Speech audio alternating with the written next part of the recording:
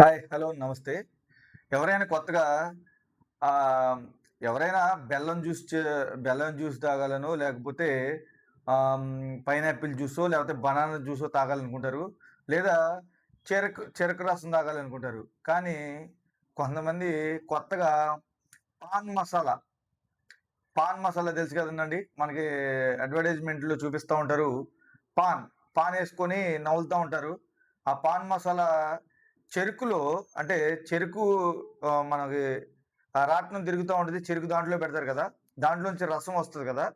ఆ రసంతో జ్యూస్ తాగుతారు కాబట్టి, అలా కాకుండా కొంతమందికి మరి యువకులు చేశారో, లేకపోతే ఆహ్, అమ్మే అతను చేశాడో తెలీదు కానీ, పాన్ మసాలా జ్యూస్, చెరకు జ్యూస్ ఇంటర్నెట్‌లో తెగ హల్చల్ చేస్తుంది. తనేం చేస్తున్నాడంటే, ఇప్పుడు మనకి చెరుకు ఆ చక్రాల లోపలికి పెడతాడు కదా! దాంతో పాటు పాన్ మసాలాలు యాడ్ చేసి దాని లోపలికి పెట్టాడు. అంటే మరి మత్తు కోసం పెట్టాడా? లేకపోతే ఎవరైనా యువకులు అలా చేయించారా తెలీదు. లేతే అతనే అలా పెట్టి మత్తుకు బానిసలు చేస్తున్నాడా అనేది తెలీదు. Be careful. అందరూ జ్యూసులు తాగేటప్పుడు గాని, ఏదైనా ఏం చేసినా సరే మీరక్కడ ఉన్నప్పుడే చేయించుకోండి. చేయించుకొని తాగండి. ఎన్నో కల్తీలు జరుగుతున్నాయి. ఇలాంటివి తాగితే మన బాడీ డ్యామేజ్ అయ్యే ప్రమాదం ఉంది. ఎన్నో ప్రమాదాలు జరుగుతున్నాయి దీనివల్ల. ఈ ఫుడ్ కమిషన్ అనేవాళ్ళు పట్టించుకోవాలి. అలాగే వాళ్ళు ప్రతి చోటకి వెళ్లి చూడలేరు కాబట్టి, మనకు మనమే జాగ్రత్తగా మనం అక్కడ ఉన్నప్పుడే ఆల్రెడీ పట్టిందని కాకపోయినా జ్యూస్ అయినా సరే వాళ్ళు చేసింది తాగేది కాదు.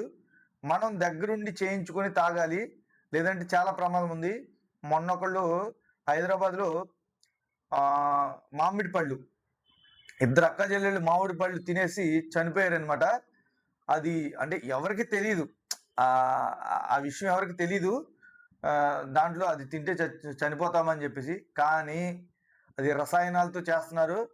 అది ఎవరైనా వ్యాపారస్తులైనా సరే ప్రజల ప్రాణాలతో చెలగాటం ఆడొద్దని జెప్పేసి ఇప్పటికైనా అమ్ముకోవాలి. మీరిప్పుడు ఇలా చేస్తే మళ్ళీ నెక్స్ట్‌కి మీకు తర్వాత అమ్ముకోవడానికి ఉండదు కాబట్టి మీరు కూడా ఆలోచించాలి రైతన్నలు. మీరు లేపోతే దేశం ఏమైపోద్దో తెలీదు. మీరే ఇలా చేస్తే అది భారీ నష్టం జరుగుతుంది. అంటే మీరు చేస్తున్నారని కాదు. దళారులు చేస్తున్నారు. ఇది ఇప్పటికైనా ఆగిపోవాలి. వాళ్ళు పాపం ఎంత క్షోభ అనుభవిస్తున్నారో. మనం తెలిసి కూడా ఎలాంటి పొరపాట్లు చేయకూడదని చెప్పేసి ఈ చిన్న విన్నపం. నచ్చితే సబ్స్క్రైబ్ చేసుకోండి. లైక్, షేర్, కామెంట్ సెక్షన్‌లో కామెంట్ చేయండి. జై హింద్.